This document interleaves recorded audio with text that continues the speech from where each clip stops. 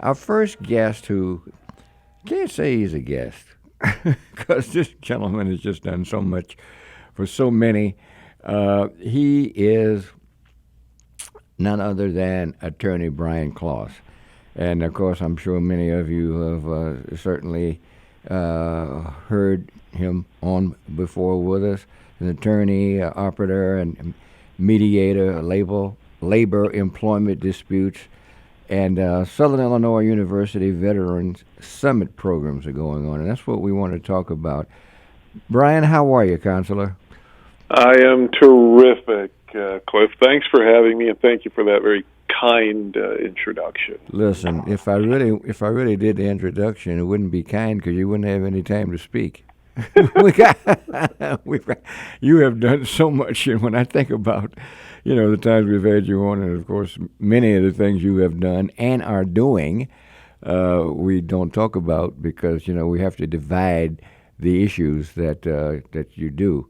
And as an arbiter and mediator and attorney and all the things that you do. And by the way, let me mention the call-in number, 312-374-8130.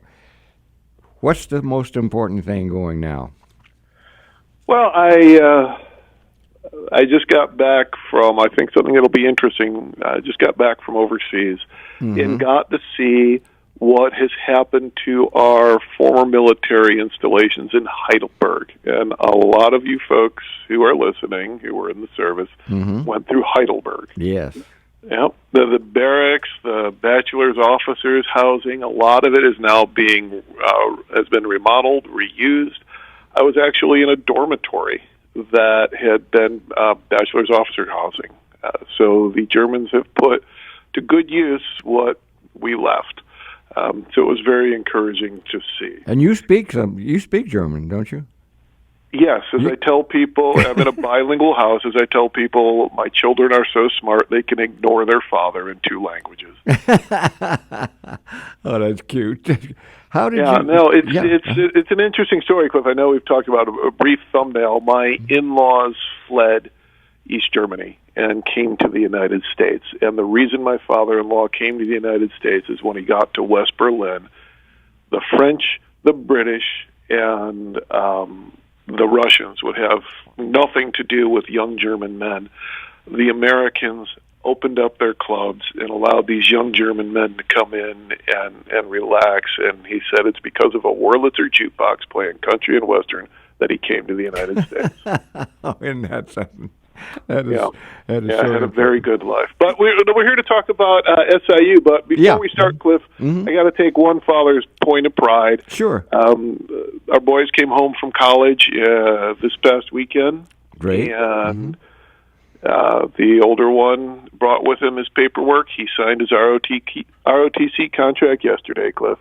Congratulations. That's wonderful. You know what I think of that. That's great. Yeah. Yeah. We're very happy. So let's talk about some of the things at Southern Illinois University, if you feel like it.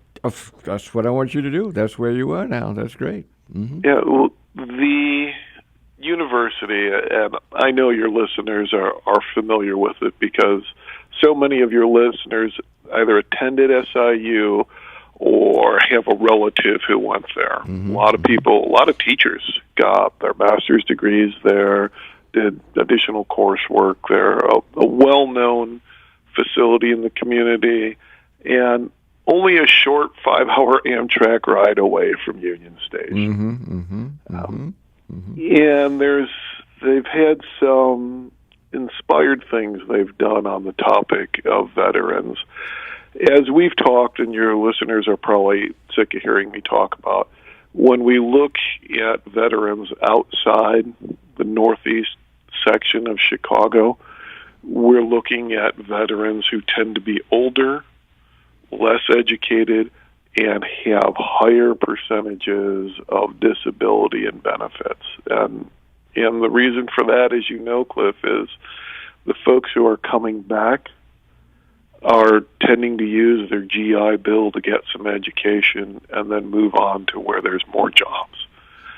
And those who aren't are tending to stay in their communities. Those who come back with an injury or an illness, they tend to stay because that's where your support network is.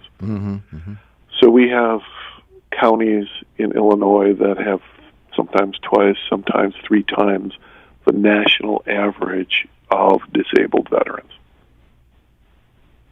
Which that's a staggering figure. Yeah. That is something that you're able to do. There's so many things you do. Tell us. I want everybody to remember about John Marshall Law School. Oh, we were very lucky to have one of the first and one of the biggest veterans legal assistance programs in the country. For your listeners who have an issue where the VA has not given them their disability benefits or miscategorized them, or if they need a discharge upgrade in order to get that VA disability eligibility, they need only call 312-427-2737 and ask for the Veterans Clinic. It's run by some terrific attorneys, super devoted to the topic, and is populated by a bunch of hardworking, smart students. They're doing tremendous work. And their partner is Southern Illinois University. That's right. I want you to write. Give that number again, Brian. 312-427-2737. And they're at Jackson and State Street. Right. And they get over 1,000 calls a year, Cliff. And they're part of the Greater Illinois Armed Forces Legal Aid Network. So I know you have a far reach with that show, and your listeners need go only as far as the computer and Google Illinois Armed Forces Legal Aid Network, and they will find you a volunteer attorney in your community. And that's important. We're the first state in the union to do something like that. And that comes from a surcharge on people who file lawsuits. $2 of your filing fee is going to fund legal assistance. Yeah, very seldom does anybody think that, But folks like you, Brian, that's a great thing. I'm just one of many, Cliff, and I just happen to be the one who you let come on the show. There's many people much smarter than me and harder working than me. Well, but you have put so much together, in teaching, the Legal Support Center and so forth, and the American Arbitration Association, adjunct faculty at Triton. You just continue. You never stop. You just keep helping people, and that's the things that you do that's interesting. A lot of folks try, but you succeed, and then you do something, you succeed, constantly, and then you move on and do something else that's great. It's a lot of people. The short attention span, Cliff. What I would like to talk about is our friend and colleague down at SIU, and that's Martin Parsons, who runs that Veterans Clinic, and who I believe is going to be a guest soon on your show. Okay. Martin has stood up a tremendous program down there. When you get to deep Southern Illinois, for your listeners, it's the area. Basically, you go down to about Marion. So about 300 miles south on 80, and it's all those counties down there. There's over a dozen counties. And the issues down there are a lot of poverty issues. The average household income in deep Southern Illinois, Cliff, is about equal to the average household income in the state of West Virginia. Okay. So that should give your listeners a snapshot of what's going on. And unlike here, where God forbid you need to go to the VA and something happened where you lost your license, you can hop on the Blue Line and get out to the west side, to the medical center complex. You can get on the Metro and go up to North Chicago. You can take mass transit out to Hines. If you're in the middle of nowhere, and I don't mean that as pejorative, if you're in Polk County, Illinois, Cliff, which is good, drive down to Marion, turn left, and go for about another hour on the 2 lanes. That's Polk County. Southeast Illinois, to paraphrase Sarah Palin, I can see Paducah from here. That's kind of where you are, and it has one of the highest enlistment rates in the country for generations, usually top 5 or top 10. Well, Polk County is literally the one stoplight county, Cliff. So if you're out there and you have no access to a car or something, you're frequently out of luck. And that's where Martin and his group has been doing some tremendous work. Last month, Southern Illinois University hosted one of the first conferences of its kind in the country, any university. And that was, they got together all their schools, the lawyers, the physicians, the psychologists, social scientists, educators, and they put together a summit on the issues of education, healthcare, and legal assistance that affect rural veterans in Illinois. That is so great, Counselor, because they may not be able to get that help anywhere. They wouldn't even. No. Yeah, that's wonderful. Yeah, you hit the nail exactly on the head. Yeah. Is where can they get that help? So if we look at, let's talk about Polk County. Say you come back, you're injured, you're unable to drive, and you need housing. Where you're going, you're calling the county. Well, not every county has a Veterans Assistance Commission. The state statute is there, the money's there, they don't have the body. So what do you do?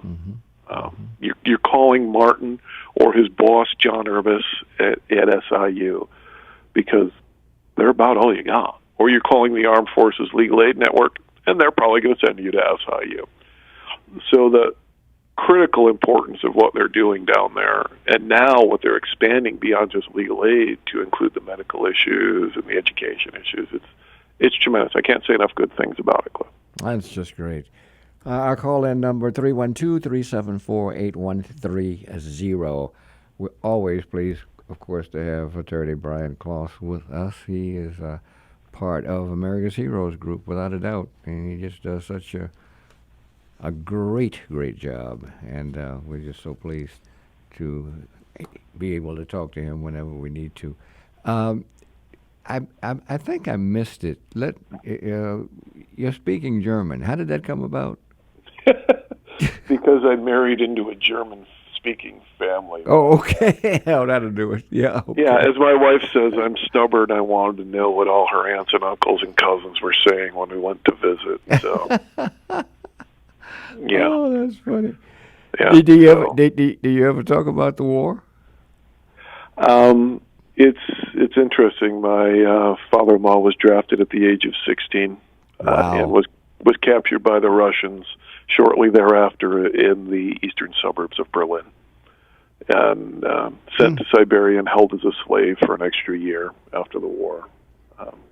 And his brother was captured by the Americans shortly after D-Day. He was sent to California, and he picked cotton and strawberries, and they paid him and sent him back with $110 American in his pocket. He was a wealthy man. Those have to be real conversations, family conversations. Yeah, it's very interesting. But the influence of the Americans cannot be overstated. We were there in Berlin on the anniversary of Reunification Day, and I'm a German-speaking guy named Klaus, and I'll be honest, Cliff, a reunified Germany makes me a little nervous. But there was some frank discussions I had with some folks, some former East Germans, and they said what I thought was very interesting. They said, had it not been for the constant pressure of NATO and primarily the Americans, we'd all still be speaking Russian. And that's something that is, and you wouldn't. Where else would you hear that? To get that kind of information from the people themselves. It was fascinating. And how many of your listeners were stationed in Germany and were looking across that wall at those Russians, wondering when they were going to come through the Fulda Gap? And we see what's going on in the news now when we leave areas. we could have just left the Germans, and the Russians would have overrun them and would have kept going westward into France, and the world would look much different. Much different. That's right. Yeah, we spent a lot of money. A lot of people died or got hurt, keeping Western Europe free, and we can't ever forget about the sacrifice those folks made. One of the things that I remember, I'll never forget, Brian. I was one of my trips to to Russia. I was on a bus going from the airport, and I saw these huge. You've seen them, I'm sure. These model, these huge, what looked like tank traps. And, Yep. Yeah, and they said that's where they stopped the Germans. Mm-hmm. Yeah, which so when you think about what could have happened, it's extremely interesting. Extremely interesting. Thank God they stopped them. Yeah. If we could touch on the SIU thing a little more, Cliff. Yeah. Go right ahead. One of the things I wanted to mention is the outcomes from this summit. Because there's nobody really speaking on the needs of rural vets, what they're doing has been groundbreaking. Oh, that's great. And I can't overstate that. They had, like, the head of Marion VA, and it was very interesting to hear what she said. Because when we look at things like the choice program, which many of your listeners have availed themselves to, right. Based on distance and waiting time, you can get into a choice program. That's fine for everyday stuff. If you come back with a polytrauma, you have a PTSD or a TBI or a profound orthopedic need, along with other issues, there is no choice doc in a small town in rural Illinois that's going to be able to deal with all those issues. Yeah. And to her credit, the head of the Marion VA publicly agreed and said that's why choice can work for those routine things and free up the physicians and free up the specialists That's at great. the VA to be addressing that. So it was a surprisingly and refreshingly frank discussions that were had there. Consuela, thank you so much. We'll always have you back. We're always pleased to have Attorney Brian Klaus with us, and we'll be talking again real soon. Thank you so much. Thank you, Cliff. Okay.